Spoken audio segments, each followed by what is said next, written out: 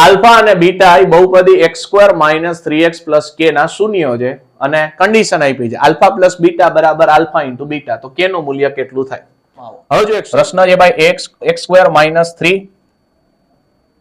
3x + k અને તમને કીધું છે alpha plus beta is equal to alpha into beta કીધું. હવે આલ્ફા પ્લસ બીટા એટલે મને ખબર પડે સૂત્ર થાય -b અપોન a અને અહીંયા થાય c અપોન a.